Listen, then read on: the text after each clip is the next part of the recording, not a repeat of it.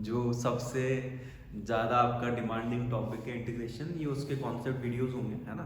Question concept video मतलब वही कि थ्योरी में पूरी बताऊंगा, उनको समझाने के लिए जितने क्वेश्चन पढ़े करने पड़े वो मैं करवा दूँगा। फॉर्मूले सारे लिखेंगे, कॉन्सेप्ट सारे समझेंगे, क्वेश्चन जितने कराने पड़े, जितने कि आपको बात समझ में आ जाए मैं उतने करा दूंगा, ठीक है। हर वीडियो में अपन जो है ये कोशिश करेंगे कि एक एक्सरसाइज कवर हो जाए, और अगर कोई एक्सरसाइज छोटी है ईजी तो 2 कवर हो जाए, इससे ज़्यादा नहीं करेंगे। तो वीडियो भले ही कितने 11 हो जाए 12 हो जाए वो दिक्कत नहीं है, कोशिश ये रहेगी कि हर वीडियो में एक एक्सरसाइज अपन कवर कर लें, है ना। तो ये जो, हाँ एक बात और, जो वीडियोस हैं वो स्टैंडर्ड के और अप्लाइड के साथ चलेंगे, मतलब इसमें ट्रिग्नोमेट्री भी बीच में आती रहेगी, और इसमें जो है आपके नॉन ट्रिगोनोमेट्रिक क्वेश्चन भी चलते रहेंगे, तो वो आपको अपने हिसाब से मैनेज कर लेना है, ठीक। तो इंटीग्रेशन दोनों में है, स्टैंडर्ड में भी अप्लाइड में भी है, बस अप्लाइड के अंदर वो क्वेश्चंस नहीं होते जो ट्रिगो के हैं, बाकी सब तो होंगे ही सही। तो शुरू करते हैं पहली एक्सरसाइज से, है ना। तो सबसे पहली बात जो है, मैं उतना ही ज्ञान दूंगा जितना आपको पता होना चाहिए, जिससे कि आपके नंबर आ जाए। डिटेलिंग में जाना मेरा पर्पज नहीं है, है ना। ज्ञान उतना ही जिससे आपका नंबर आ जाए, ठीक। चलो अब शुरू करते हैं वीडियो को। तो सबसे पहले इंटीग्रेशन होता क्या है, तो कोई भी चीज जब आप नहीं पढ़ते हो तो उसमें बेसिक चीज क्या होती है, उसका सिंबल क्या है और उससे होता क्या है। जैसे आपको 2 नंबर लिखे मैंने 2 और 3, आपको कैसे पता लग रहा है कि इसको ऐड करना है? नहीं पता लग रहा। अब पता लग रहा है, हाँ अब पता लग रहा है कि आपको ऐड करना है। क्यों पता लग रहा है? क्योंकि आपने सिंबल देखा, सिंबल है तो आपको रियलाइज होता है कि अच्छा इसको ऐड करना है। माइनस का सिंबल है तो रियलाइज होता है कि माइनस करना है। तो इसका मतलब सबसे पहली बात तो इंटीग्रेशन का भी कोई सिंबल होना चाहिए। हो गई। तो क्या सिंबल है इंटीग्रेशन का? जो इंटीग्रेशन है उसका सिंबल क्या है आपके, तो उसको देखने के लिए सबसे पहले ये जो सिंबल है ये इंटीग्रेशन का सिंबल है, ठीक। इंटीग्रेशन किसका करना है? fx का। किसके रेस्पेक्ट में? x के रेस्पेक्ट में। fx क्या है? आपका एक फंक्शन है जिसमें x की टर्म्स होगी या कांस्टेंट होंगे, x की टर्म्स और कांस्टेंट, और किसके रेस्पेक्ट में आप इंटीग्रेशन कर रहे हो? x के रेस्पेक्ट में आप इंटीग्रेशन कर रहे हो। ये नोटिफिकेशन है, ये सिंबल है, आपको इसको यूज करना है, ठीक। यहाँ पे ये जो आपका आंसर है इसको सॉल्व करने के बाद जो भी आंसर आएगा वो हर क्वेश्चन का अलग होगा, तो मैं फिलहाल उसको कैपिटल fx की फॉर्म में लिख रहा हूँ। इंटीग्रेशन में जब लिमिट नहीं होती है, एक होता है इनडेफिनेट इंटीग्रेशन, एक होता है डेफिनेट इंटीग्रेशन। इनडेफिनेट मतलब जहां जब यहाँ पे लिमिट नहीं लगी आती। डेफिनेट में क्या होता है, यहाँ पे कुछ नंबर नीचे लिखा होगा, एक नंबर ऊपर लिखा होगा, लोअर लिमिट अपर लिमिट। तो उस केस में फिर यहाँ पे कांस्टेंट जो है ये c, ये ऐड नहीं होगा। तो इन शॉर्ट बात क्या याद रखनी है आपको कि जो इंटीग्रेशन है उस अगर इनडेफिनेट लिमिट्स नहीं है, लोअर लिमिट अपर लिमिट नहीं है, जैसे देखा ना आपने a और b, तो अगर लिमिट नहीं है तो इसका मतलब ये क्या है, आपका इनडेफिनेट इंटीग्रेशन है, इसमें कांस्टेंट ऐड होगा, ठीक। प्लस c जो अपन लिख रहे हैं वो इसमें ऐड होगा। इस बात को आपको याद रखना है ना। ये तो एक बात हो गई कि इंटीग्रेशन दिखता कैसे। अब यूज करना है तो इसके फॉर्मूलाज है वो तो आपको याद रखने पड़ेंगे। इंटीग्रेशन में फॉर्मूलाज भी बहुत हैं, फॉर्म्स भी बहुत हैं, दोनों ही आपको याद रखनी पड़ेगी। वो जिसकी जरूरत पड़ेगी मैं तब उसको लिखाता जाऊंगा। इंटीग्रेशन के अंदर कभी भी u/v का फॉर्मूला नहीं होता है। ये मान के चलना इंटीग्रेशन जो है उसमें डिवाइड का कोई फॉर्मूला नहीं होता है, यही सबसे बड़ी दिक्कत है। उस डिवाइड को हटाने के लिए जो जुगाड़ करने पड़ेंगे ना, बस उनसे एक्सरसाइज आपकी बढ़ती जाएगी और उनसे फॉर्मूले बढ़ते जाएंगे, ठीक। तो सबसे पहले मैं कुछ बेसिक्स बता देता हूँ कि इंटीग्रेशन करते वक्त आपको क्या बेसिक याद होने चाहिए। तो उसमें सबसे पहली चीज है जो आपके बेसिक्स हैं, जो आपको याद होने ही चाहिए। तो उसमें सबसे मेन चीज होती है कि आपको पॉलिनोमियल की डिग्री देखना आना चाहिए। पहली चीज, डिग्री से मेरा क्या मतलब है, जैसे एक पॉलिनोमियल लिखा है मैंने x³ - x² + x या +1 + x, ये लिख दिया। इसकी डिग्री क्या है? डिग्री मतलब ये जो 4 टर्म्स हैं इनमें x की सबसे बड़ी पावर क्या है? 3 है, तो उसकी डिग्री। अब ये डिग्री निकालना जो है, सबसे बड़ी पावर ये डिग्री है, ये डिग्री निकालना आना चाहिए। क्यों? उसका ये इलाज है। मैंने जस्ट आपसे भी एक बात बोली थी कि इंटीग्रेशन के अंदर कभी u/v का फॉर्मूला नहीं आएगा, लेकिन फॉर्मूला नहीं है, मैंने ये मना नहीं किया कि u/v की फॉर्म में क्वेश्चन नहीं आएंगे, वो तो आएंगे। तो फिर क्या करना है, तो सबसे पहले डिग्री चेक करनी है, और अगर न्यूमरेटर जो है उसकी डिग्री d मतलब डिग्री ऑफ न्यूमरेटर वो ज्यादा है या बराबर है डिग्री ऑफ डिनोमिनेटर के, तो क्या करना है, तो आपको करना है लॉन्ग डिवीजन। तो आपको करना है लॉन्ग डिवीजन, मतलब जब भी न्यूमरेटर की डिग्री ज्यादा हो डिनोमिनेटर की डिग्री से या दोनों की डिग्री बराबर हो जाए तो आपको करना है लॉन्ग डिवीजन। एग्जाम्पल क्या होगा इसका, x cube minus x square plus x plus 1 upon x plus x square plus x plus 2, एक रैंडम क्वेश्चन था। तो इसमें न्यूमरेटर की डिग्री कितनी है 3, सबसे बड़ी पावर है ना। डिनोमिनेटर की डिग्री कितनी है 2, सबसे बड़ी पावर। तो डिग्री किसकी ज्यादा है, न्यूमरेटर की डिग्री ज्यादा है, तो क्या होगा पहले लॉन्ग डिवीजन है ना। अगर मैं लिख देता आपके यहाँ पे x square minus x plus 1 और एक्स प्लस 1, या एक काम करें दोनों की डिग्री बराबर कर दो, ऊपर भी डिग्री 2 है नीचे भी डिग्री 2 है, तो भी क्या होगा लॉन्ग डिवीजन। लॉन्ग डिवीजन कब नहीं होगा, जब आपके यहाँ पे x प्लस 1 इस तरह की फॉर्म आ जाए, मतलब ऊपर की डिग्री जो मैक्सिमम है वो 1 है और नीचे 2 है, तो यहाँ पे क्या होगा न्यूमरेटर की डिग्री कम है डिनोमिनेटर की ज्यादा है, लॉन्ग डिवीजन नहीं होगा, फिर कुछ और होगा। ठीक, तो ये चीज आपको याद रखनी है ना। तो अब मैं एक काम करता हूँ, पहले आपको लॉन्ग डिवीजन करना सिखाता हूँ ताकि आपको इंटीग्रेशन करते वक्त इन बेसिक्स की वजह से क्वेश्चन में दिक्कत नहीं है। ठीक है, तो अब लॉन्ग डिवीजन कैसे होता है, तो सबसे पहले जो है लॉन्ग डिवीजन को मैं बता देता हूँ। उस लॉन्ग डिवीजन मेथड के अंदर क्या होता है, सबसे पहले आपको क्या करना है, मैं इस तरह से लिख देता हूँ, पहले से आता है तो आप जैसे करते हो आप वैसे करते रहो। जिनको लॉन्ग डिवीजन नहीं आता उनकी बात कर रहा हूँ, उनके लिए मैं स्टेप लिख रहा हूँ कि क्या करना है। सबसे पहले आपको अरेंज करना है, ये चीज याद रखना कि जो x की सबसे बड़ी पावर है वो आपको आगे लिखनी है और फिर उनको कम पावर की फॉर्म में, मतलब डिसेंडिंग ऑर्डर में लिखते जाना है। ठीक, ये अरेंज करना हो गया। उसके बाद जब आप अरेंज कर लो तो फिर क्या करना है, फर्स्ट टर्म को फर्स्ट टर्म से डिवाइड करना है, फर्स्ट टर्म को फर्स्ट टर्म से डिवाइड करना है। इन सब बातों का मतलब क्या है वो जब मैं क्वेश्चन करना शुरू करूंगा तब आपको वापस इनसे लिंक कराऊंगा, है ना। तो फर्स्ट टर्म को फर्स्ट टर्म से डिवाइड करना है, ये फर्स्ट टर्म को फर्स्ट टर्म से डिवाइड करना है ना। जो आएगा उसको कहाँ लिख देना है, क्वोशंट के प्लेस में लिख देना है। उसको लिख देना है, आपको कहाँ प्लेस करना है, जहां पे क्वोशंट आप लिखने वाले हो वहां पे लिखना है। ठीक, तो ये सबसे पहले स्टेप क्या करिए आपने, डिवाइड। अगली स्टेप क्या होगी, मल्टीप्लाई। अगली स्टेप क्या होगी, साइन चेंज। और लास्ट स्टेप क्या होगी कि आपको इसको रिपीट करना है जब तक कि आपको रिमाइंडर मिल नहीं जाए। रिमाइंडर कैसे मिल गया ये कैसे पता लगेगा, वो जब अपन क्वेश्चन करना शुरू करेंगे तो आपको पूरी बात समझ में आ जाएगी। तो स्टेप्स क्या है, अरेंज करना है, उसके बाद डिवाइड मल्टीप्लाई साइन चेंज और रिपीट। अरेंज करना है मतलब सबसे बड़ी पावर्स को आगे, उससे छोटी पावर उससे पीछे, फिर उससे छोटी पावर उसके पीछे, फिर लास्ट में कांस्टेंट अगर है तो अरेंज करना है, और उसे अरेंजमेंट नीचे भी करना है। तो अरेंज करना है, फिर डिवाइड मल्टीप्लाई साइन चेंज और रिपीट, ये अच्छे से आपको करना है। फिर रिमाइंडर जब आपका आ जाएगा, वो जब अगर आपको पता नहीं पड़ता है कि रिमाइंडर कैसे आया और पता लगे कैसे लगेगा, वही मैं आपको बता दूंगा। जब रिमाइंडर आ गया, क्वोशंट आ गया, तो फिर लास्ट में आपको लिखना कैसे है, तो लिखते कैसे हैं, quotient Q plus r upon d. जो भी आपका क्वेश्चन था, मान लो P अपॉन Q की फॉर्म में था, तो आप उसको डिवाइड कर दिया। अब आंसर कैसे लिखोगे, तो आंसर लिखोगे Q plus r upon d की फॉर्म में। Q मतलब क्वेश्चन जो आपका आया होगा, R मतलब रिमाइंडर, D मतलब आपने डिवाइड जिससे किया था, इस फॉर्म में लिखना है। Q अलग है, R अपॉन डी अलग है, प्लस बीच में ऐसे नहीं है। आपको क्या करना है, इस चीज को जो है ये ऐसे लिखना है कि यहाँ पे जो Q है वो अलग है, प्लस अलग है, R अपॉन डी अलग है ना। ये चीज आपको याद रखनी है। उसके बाद फिर आपका आंसर आ जाएगा, फिर लॉन्ग डिवीजन अपन कंप्लीट कर लेंगे।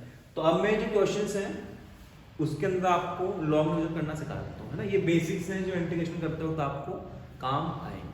ठीक, तो जो है एक क्वेश्चन लिखते हैं, जैसे यहाँ पे आपको दे रखा है कि ये x माइनस 1 है, इसको आपको डिवाइड करना है x square minus x plus 1। Basic question लेना है ना। मतलब कैसे कि क्वेश्चन किस फॉर्म में होगा ये भी आप देख लो कि ये लिखा होगा x square minus x plus 1, इसको डिवाइड करो एक्स माइनस 1। जो नीचे लिखा है वो बाहर जाएगा, जो ऊपर लिखा है वो आपके अंदर जाएगा, ठीक है। अब इसको डिवाइड करते हैं, तो क्या लिखा था, फर्स्ट टर्म को फर्स्ट टर्म से डिवाइड करो, यानी एक्स स्क्वायर को एक्स से डिवाइड करो, ठीक। तो एक्स स्क्वायर को एक्स से डिवाइड करने में कितना है, एक्स आएगा, ठीक। तो जो नंबर आया उसको कहाँ पुट करते हो, यहाँ पे आप क्वेश्चन लिखते हो, डिवाइड हो गया, फर्स्ट टर्म को फर्स्ट टर्म से डिवाइड कर दिया। अब क्या करना है, डिवाइड का करना है मल्टीप्लाई, मल्टीप्लाई करो इस x को, यहाँ पे जितनी भी टर्म है उससे मल्टीप्लाई करना है, इस x को यहाँ पर जितनी भी टर्म से उनसे मल्टीप्लाई करना है। तो x को x से मल्टीप्लाई करो, कितना आएगा, एक्स स्क्वायर, x को -1 से मल्टीप्लाई करो तो कितना आएगा, -x, ठीक। अब साइन चेंज करते हैं, डिवाइड हो गया, मल्टीप्लाई हो गया, क्या करना है, साइन चेंज। साइन किनका चेंज होता है, जो टर्म नीचे लिखी है उनके सबके साइन चेंज होगा, 1 का साइन चेंज नहीं होगा, जो टर्म नीचे लिखी है उनका साइन चेंज होगा।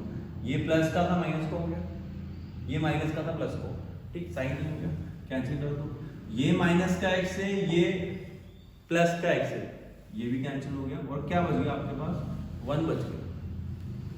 अब साइन डिवाइड हो गया, मल्टीप्लाई हो गया, साइन चेंज हो गया, करना रिपीट, तो रिपीट करते हैं, मतलब वापस से फर्स्ट टर्म को फर्स्ट टर्म, रिपीट से मेरा मतलब क्या है, ये कि फर्स्ट टर्म को फर्स्ट टर्म से डिवाइड करो।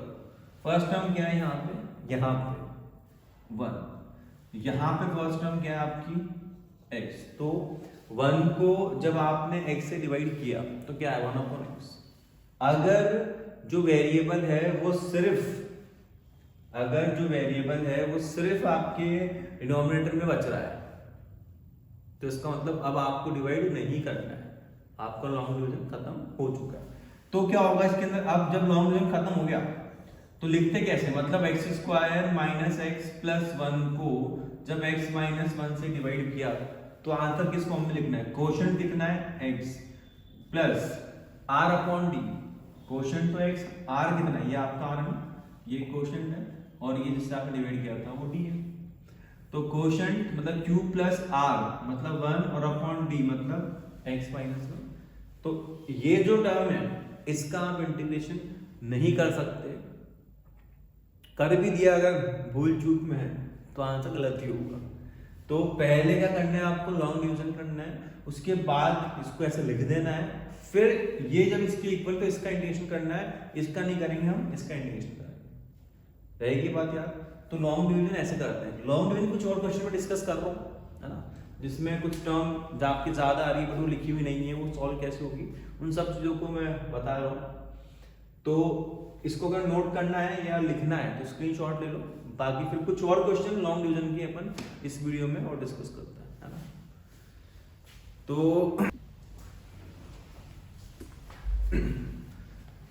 तो इस क्वेश्चन में लॉन्ग डिवीजन कैसे होगा कि जो टर्म नीचे लिखी है उसको अपन क्या लिख देंगे बाहर, है ना, और जो x³ माइनस x प्लस 1 है उसको अपन लिख देंगे अंदर, ठीक। अब फर्स्ट टर्म को फर्स्ट टर्म से डिवाइड करना है, तो x³ को जब x से डिवाइड करोगे कितना है, x², डिवाइड होगा, डिवाइड कितने करते हैं, मल्टीप्लाई, तो x² को x से मल्टीप्लाई करोगे तो x³ x² को 1 से मल्टीप्लाई करोगे कितना है, x²। अब दिक्कत ये है क्यूब था तो उसके नीचे क्यूब वाली टर्म लिखी, x² कहाँ लिखोगे, क्यों, यहाँ पे x की पावर 1 है तो उसके नीचे तो वो टर्म आएगी जिसमें x की पावर 1 हो, यहाँ कांस्टेंट तो इसके नीचे कौन आएगा, कांस्टेंट आएगा, तो फिर x² कहाँ पे आएगा, वो इनसे अलग आएगा, इसके नीचे नहीं इससे दूर साइन के साथ, तो यहाँ फिलहाल प्लस का x² है वो अपन ने कॉपी कर दिया। अब जो भी टर्म नीचे होती है उनके साइन चेंज होते हैं, क्योंकि डिवाइड मल्टीप्लाई के बाद क्या होता था, साइन चेंज। अब यहाँ पे आपके पास क्या क्या टर्म बची है, 3 टर्म है जिनको कॉपी करना है, 1 2 3। सबसे पहले किसको लिखे, तो सबसे बड़ी पावर किसकी है, x की पावर 2 की, साइन के साथ सबसे आगे होगी, फिर -x क्योंकि उससे कम पावर उसकी, और लास्ट में 1 क्योंकि वो कांस्टेंट है उसकी डिग्री 0 होती। तो अब ये लिखने का तरीका सीख लेना है, वापस से अब सेम काम जो रिपीट करना है, वापस से डिवाइड करो, तो फर्स्ट टर्म कितनी है आपके पास, -x², यहाँ पे फर्स्ट टर्म कितनी है, x, तो साइन के साथ लिखोगे तो कितना आएगा, -x, तो यहाँ -x लिखो, -x को x से मल्टीप्लाई करेंगे -x², -x को 1 से मल्टीप्लाई करेंगे -x, है ना, सब साइन चेंज, ये प्लस ये भी प्लस, दोनों कैंसिल, बचा क्या 1, इसके बाद अगर आप फिर रिपीट करते हो तो फर्स्ट टर्म कितनी, यहाँ पर 1, यहाँ पे कितनी x, तो 1 ऊपर रहेगा, x नीचे आएगा, हो ही नहीं सकता, डिवाइड नहीं हो सकता, क्योंकि डिनोमिनेटर में सिर्फ x बच रहा है, न्यूमरेटर में नहीं बच रहा है, डिवाइड नहीं होगा, मतलब क्वेश्चन खत्म। लिखना कैसे, तो लिखने का मैंने आपको बताया था कि जो x³ माइनस x प्लस 1 को जब आप x प्लस 1 से डिवाइड कर रहे हो, आंसर लिखना होगा आपको हमेशा q plus r upon d की फॉर्म में। q कितना है, q कितना है, क्वेश्चन कितना है, x³ minus x, r reminder कितना है 1 और डिवीजन कितना है x प्लस 1। तो इसका जब इंटीग्रेशन करना आएगा पहले लॉन्ग डिवीजन होगा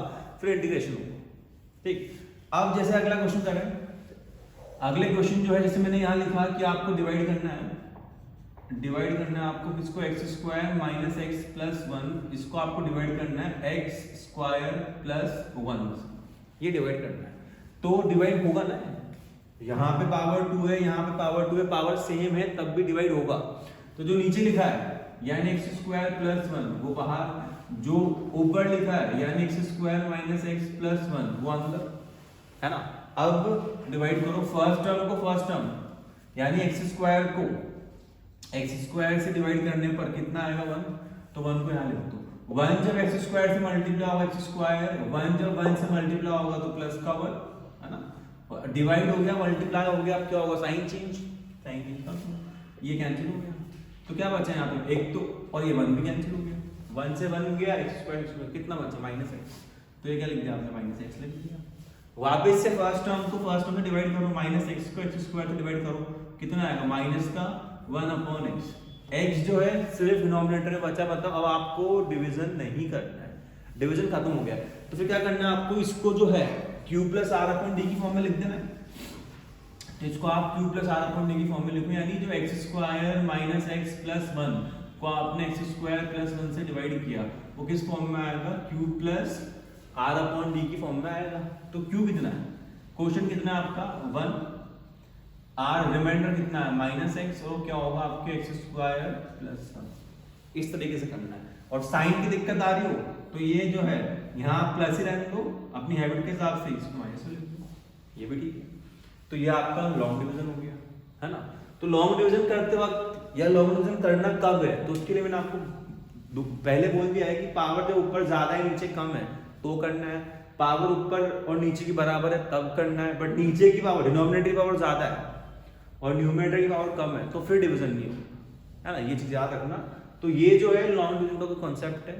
अब एक दो क्वेश्चन में और इसी थ्योरी पे डिस्कस कर देता हूँ ताकि लॉन्ग डिवीजन के क्वेश्चन जब आए तो आपको दिक्कत नहीं आए। लॉन्ग डिवीजन के बारे में इतना डिस्कशन चल क्यों रहा है, वो जब आप चैप्टर शुरू करोगे या आपने पढ़ रखा है तो आपको पता है कि लॉन्ग डिवीजन काम में आता है ना। तो एक लास्ट क्वेश्चन करते हैं इस टॉपिक पे लॉन्ग डिवीजन पे, फिर अपन अगले जो बेसिक कॉन्सेप्ट हैं जैसे लॉगरिथम के कुछ बेसिक फॉर्मूले जो आपके मिडिल टर्म स्प्लिट वाला मेथड है वो सब जो है वो भी अपन सीखेंगे फर्स्ट वीडियो के अंदर, है ना। तो सबसे पहले एक लास्ट क्वेश्चन अपन अटेम्प्ट करते हैं इस चीज का लॉन्ग डिवीजन का, है ना। तो उसके अंदर देखना क्या होगा कि जैसे मैंने यहाँ पे आपके लिख दिया है क्वेश्चन के अंदर कि 2x² माइनस x प्लस 1 उसको आपको डिवाइड करना है x प्लस 1 से, है ना। या आप एक काम करो, इस 2 को यहां रखो और इसको यहां रखो, आपको इसको जो है डिवाइड करना है इससे। तो क्या होगा कि जो आपका 2x प्लस 1 है वो बाहर जाएगा और जो आपका x² माइनस x प्लस 1 है वो अंदर रहेगा। ये पुरानी बात होगी। वापस वही कहानी, फर्स्ट टर्म को फर्स्ट टर्म में डिवाइड करो, x² को 2x से डिवाइड करो, x कैंसिल हुआ, x/2 बचा, तो जो बचा उसको यहाँ लिख दो। दिमाग में दिक्कत क्या, नीचे के x/2 कैसे लिखें, जो कॉन्सेप्ट है वो सेम है कि फर्स्ट टर्म को आपको फर्स्ट टर्म से डिवाइड करना है, जो भी आएगा उसको आपको क्वोशंट के प्लेस पे लिख देना है। तो उसको लिखने में कोई दिमाग नहीं चलाना है, वो लिख देना है, ठीक। अब डिवाइड के बाद क्या करना होता है, मल्टीप्लाई। तो मल्टीप्लाई करो, x/2 को 2x से मल्टीप्लाई करो, कर लोगे ना।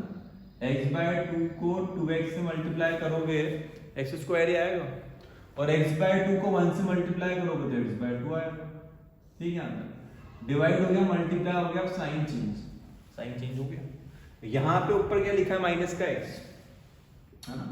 नीचे क्या लिखा है प्लस का x बाई टू, नहीं ये माइनस का हो गया, तो ये माइनस का x बाई टू, इनको आप एलसीएम लेके सॉल्व करोगे कितना आएगा माइनस का 3x बाई टू, तो वो माइनस का 3x बाई टू वो आपने यहाँ लिख दिया।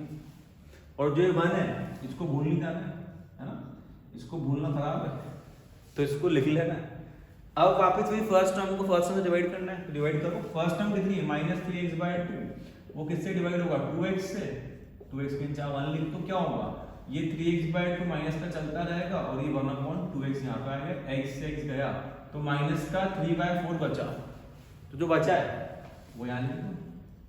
तो माइनस का 3/4 जब 2x से मल्टीप्लाई होगा माइनस का 3x बाई टू आएगा, और माइनस का 3/4 जब 1 से मल्टीप्लाई होगा तो कितना आएगा माइनस का 3/4 आएगा। फिर साइन चेंज, ये प्लस का ये कैंसिल, 1 और 3/4, 1 भी प्लस का है 3/4 भी प्लस का है, अगर आप इनको ऐड करोगे कितना आएगा 7/4, 1 भी प्लस का है 3/4 भी प्लस का है, तो कितना आएगा आपका 7/4। अब आपको ये समझ में आ गया कि इसके बाद डिवाइड नहीं होगा, क्योंकि अगर आप इसके नीचे लिखते हो तो x नीचे बचेगा, वो आपको करना नहीं, ये रफ वर्क था, मैं इसको हटा देता हूँ। अब लिखते कैसे हैं तो वो बात अब आपको याद हो गई होगी कि ये जो चीज है किसके इक्वल आएगा कोशेंट, कितना आपका x by two minus 3/3 quotient plus r upon D, r कितना है 7/4 अपॉन डी कितना है 2x प्लस, तो ये जो है वो आपका लॉन्ग डिवीजन हो गया है ना। क्वेश्चंस और भी बन सकते हैं, मेथड और कॉन्सेप्ट यही रहने वाला है। तो ये लॉन्ग डिवीजन इंटीग्रेशन करते वक्त आपके काम आएगा, और कब आएगा जब न्यूमरेटर की पावर बराबर है डिनोमिनेटर की, या न्यूमरेटर की पावर ज्यादा है डिनोमिनेटर की कम, ठीक। तो अब अगला कॉन्सेप्ट जो अपन सीखेंगे वो क्या होगा आपके जो मिडिल टर्म स्प्लिट होता है, और उसके बाद क्या सीखेंगे अपन जो अपने लॉगिक्स के कुछ बेसिक टर्म्स या बेसिक फॉर्मूलाज हैं वो सीखेंगे, उसके बाद फिर अपन इंटीग्रेशन पे आ जाएंगे, ठीक है। चलो, तो मिडिल टर्म स्प्लिट जो है वो अब सीखते हैं अपन, है ना।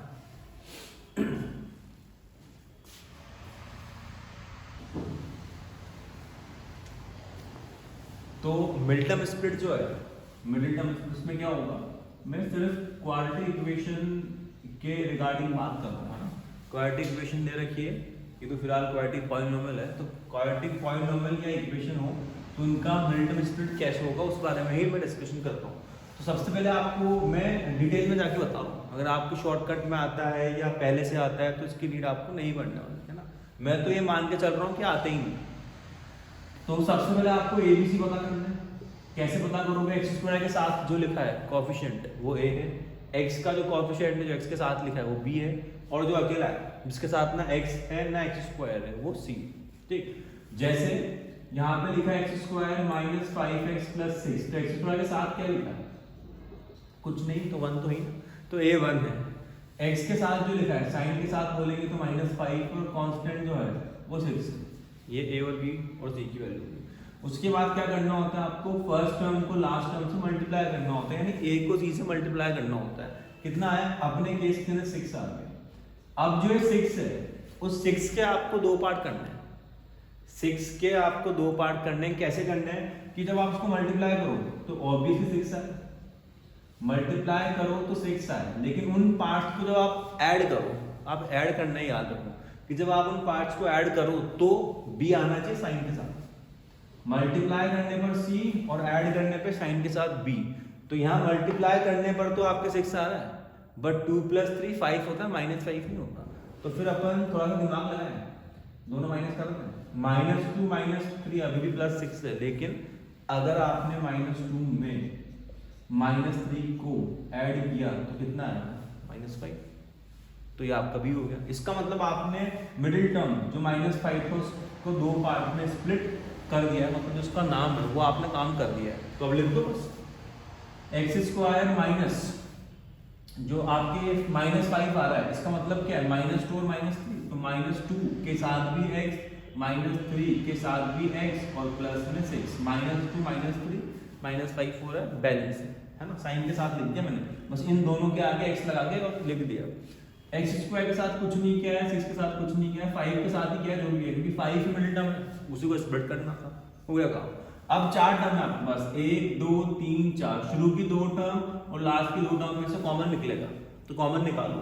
शुरू की दो टर्म में से x कॉमन निकल रहा है तो x माइनस 2 बचेगा। लास्ट की दो टर्म में से एक तो थर्ड टर्म का साइन यहाँ कॉपी होता है, थर्ड टर्म का साइन जो भी है माइनस है माइनस प्लस है तो कॉपी होगा। उसके बाद क्या कॉमन निकल रहा है, 3 कॉमन निकल रहा है। कॉमन कैसे निकालते हैं कि 3 और 6 एक साथ कौन से नंबर की टेबल में आते हैं, सबसे बड़ा नंबर सोचना है आपको। तो 3 वो नंबर है जिसमें 3 भी आएगा और 6 भी आएगा एक साथ।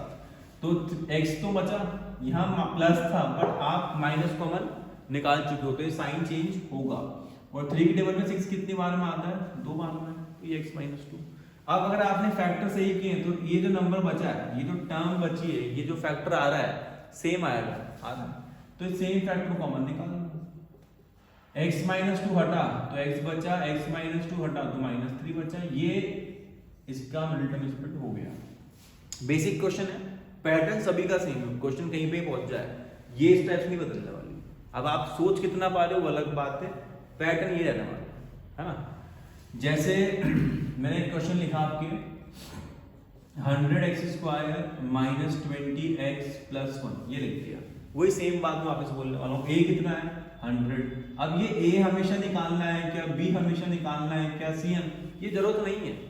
ये स्टेप से बता रहा हूँ, मैं इन डेप्थ जा रहा हूँ, ये मान के कि आपको आते ही नहीं है मिडिल टर्म स्प्लिट। बाकी आप चाहो तो डायरेक्ट फर्स्ट को लास्ट से मल्टीप्लाई करो, 100 आ रहा है दिख तो रहा है, फर्स्ट को लास्ट से मल्टीप्लाई कर रहे हो और 100 आ रहा है दिख तो रहा है, तो इनको लिखने की नीड नहीं है। तो 10 तक लिखा जाता है, 11th-12th में इसकी जरूरत नहीं पड़ती कि आप ABC लिखो और ये बताओ कि ABC ये है ना। तो जब आप a को c से मल्टीप्लाई कर रहे हो 100 आ रहा है, 100 प्लस का आ रहा है। अब आपको 100 के दो पार्ट करने हैं ऐसे कि मल्टीप्लाई करने पर 100 आए और ऐड करने पर माइनस का 20 आए। अब 100 के बहुत सारे पार्ट है, 100 2 के टेबल में आ रहा है 2 × 50, बट मल्टीप्लाई करने पे 50 है, ऐड कर मल्टीप्लाई करने पे 100 है, ऐड करने पे 52 है, नीचे जाता। तो फैक्टर आपको सोचते जाना है। सही फैक्टर जब आप सोचोगे तो आप पहुंच जाओगे 10 और 10 पे। 10 × 10 100 है, प्लस का भी है, लेकिन उनको ऐड करने पे 20 नहीं माइनस 20 लाना है। तो कोई बात नहीं, -10 कर दो, ऐड कर लोगे तो देख लो ना, -10 है -10 होगा तो -20 ही तो आएगा, मल्टीप्लाई करो तो प्लस का 100 तो हो गया मिडिल टर्म स्प्लिट।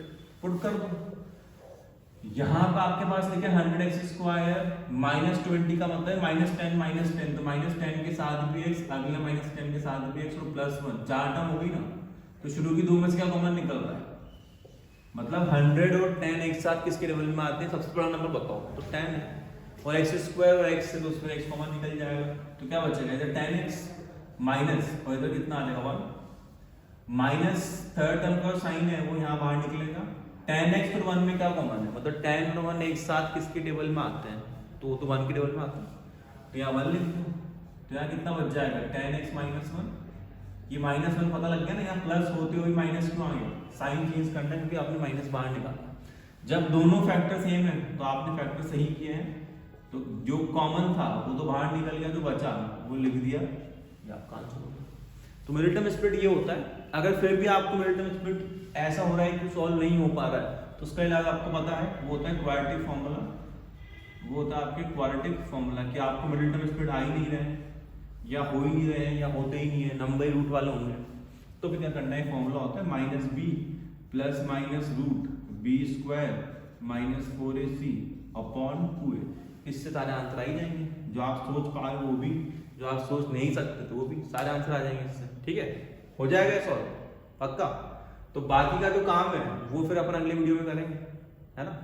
बाकी का जो काम है वो अगले वीडियो में, उसमें क्या सीखेंगे अपन, जो आपका होता है लॉगरिथम पे थोड़ा वीडियो जो अपन डिटेल में बनाएंगे, इन डेप्थ नहीं, बट वो क्योंकि डिफरेंशिएशन में काम आता है, तो बेसिक जो प्रॉपर्टीज काम आती है इंटीग्रेशन में, डिफरेंशिएशन में, वो फिर अगले वीडियो में सीखेंगे, क्योंकि फिर बहुत लंबा वीडियो हो जाएगा, है ना।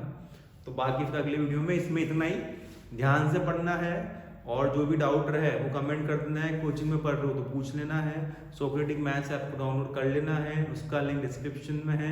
लाइक शेयर और सब्सक्राइब करते रहना है। ठीक है, इस वीडियो में इतना ही, चलो।